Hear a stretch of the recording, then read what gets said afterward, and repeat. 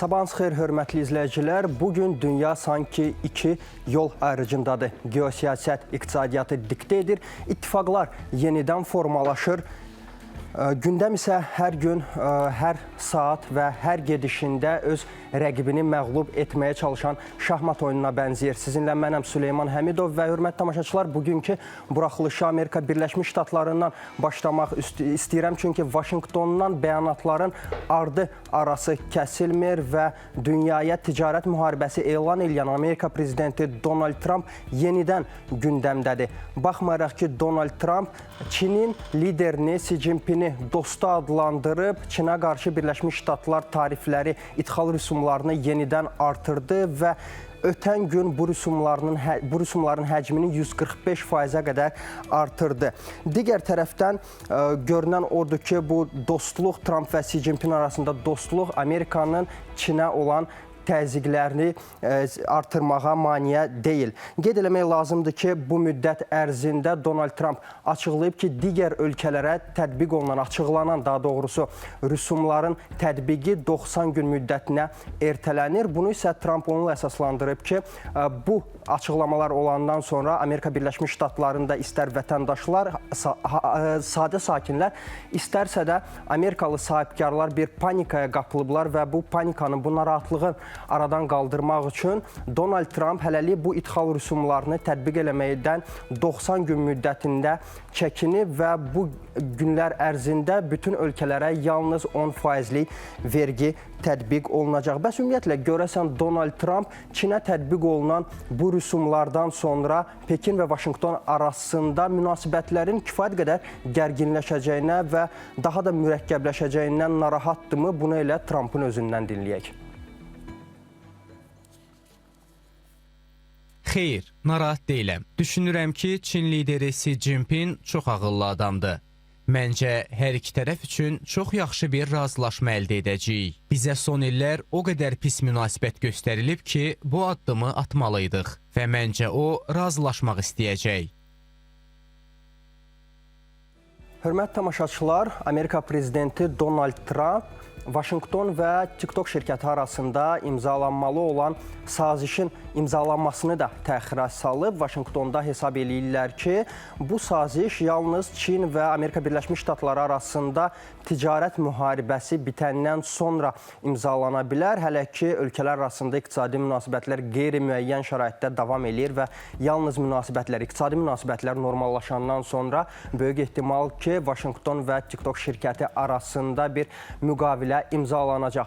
Trump'ın digər bir açıqlamasına görə hazırda Birləşmiş Ştatlar elə bir silaha sahibdir ki, dünyada heç kim bu silahı təsəvvürünə belə gətirmir və yəqin ki, Trump bu açıqlamasıyla Birləşmiş Ştatların fiziki bir silahdan savayı eyni zamanda ona eyham vurur ki, Birləşmiş Ştatlar hələ də dünyanın ən güclü ölkəsi olaraq qalmaqdadır və burada söhbət yəqin ki, təkcə iqtisadi sahədən getmir. Qeyd eləmək lazımdır ki, Çinin, rəsmi Pekinin bütün bu proseslərə də cavabı gözlənilən idi və Çin Xarici İşlər Nazirliyinin açıqlamasına görə rəsmi Pekin istənilən, yəni iqtisadi sahədə müharibəyə hazırdır, heç bir müharibədən çəkinmir və burada təkcə emosional ritorikadan söhbət getmir. Rəsmi Pekin açıq şəkildə öz mövqeyini ifadə edir və bildirir ki, hazırda müharibə istəmir, amma həm də Birləşmiş Ştatlardan iqtisadi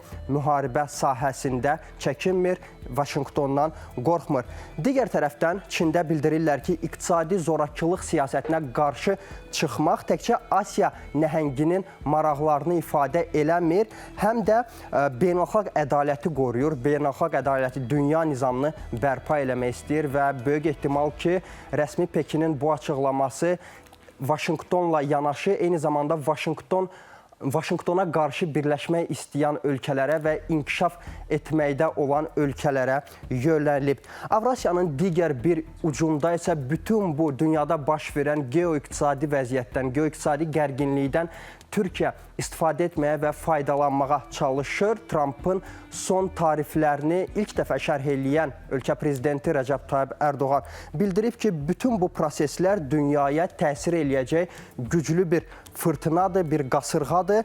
Ərdoğan tariflərin yaratdığı ticarət müharibəsinin qlobal sistemin əsaslarını ciddi şəkildə təhdid etdiyini, sarsıtdığını bildirib və ticarət müharibəsindən danışan Ərdoğan qeyd edib ki, bütün bu proseslərdən Ankara qlobal güc kimi ortaya çıxacaq və görünən odur ki, hazırda Türkiyə nəinki dünyada baş verən bu iqtisadi çətinliklər sahəsində, çətinliklər vəziyyətində uyğunlaşmağa çalışır. Eyni zamanda Avropa və Amerika arasında, eyni zamanda bir sıra qitələr arasında mühüm bir gücə çevrilməyə çalışır. Avropanın siyasi mərkəzində, Brüsseldə də hələ ki gözləməyə qərar veriblər. Ursula von der Leyen'in məlumatlarına əsasən onun açıqlamasına görə Avropa İttifaqı da Amerika Birləşmiş Ştatlarına tətbiq olunması gözlənilən tariflərin tətbiqini 90 gün müddətinə saxlayır hələ ki, pauza verir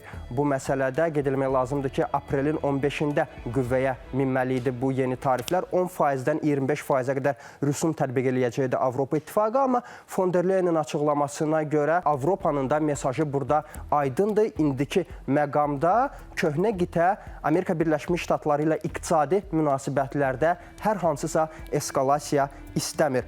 Qlobal ticarət müharibələri fonunda Şərqi Avropada əsl müharibə davam eləməkdədir, hörmətli tamaşaçılar. Ukrayna prezidenti Vladimir Zelenski açıqlamasında bildirdi ki, rəsmi Kiyev Amerika Birləşmiş Ştatlarına 50 milyard avro, daha doğrusu 50 milyard dollar verməyə hazırdır ki, Birləşmiş Ştatlar Kiyevə lazım olan hava hücumundan müdafiə sistemlərini artıq çatdırsın Ukraynaya və rəsmi Kiyev artıq lazım olan silahların paketini, siyahısını Vaşinqtona göndərib.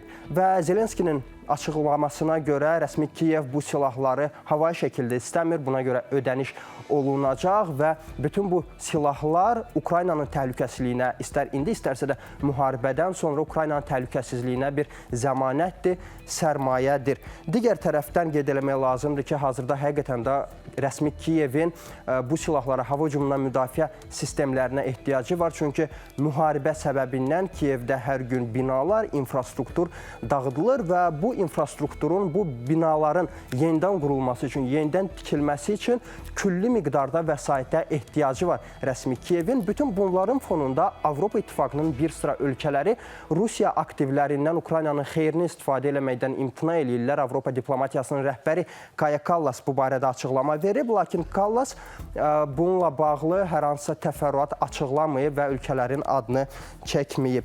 Qeyd eləyək ki, hazırda Polşalı rəsmilərin, Avropa İttifaqında olan rəsmilərin açıqlamasına görə Ukraynanın yenidən qurulmasına 500 milyard avro pula ehtiyac var. Hörmətli izləyicilər, bugünlük bizdən bu qədər. Siz isə çalışın geosiyasi vəziyyəti daha yaxşı anlamaq üçün və mövcud siyasi prosesləri, ən son siyasi prosesləri öyrənmək üçün bizimlə qalın, siyasi icmalı izləyin. Sağ olun, salamat qalın.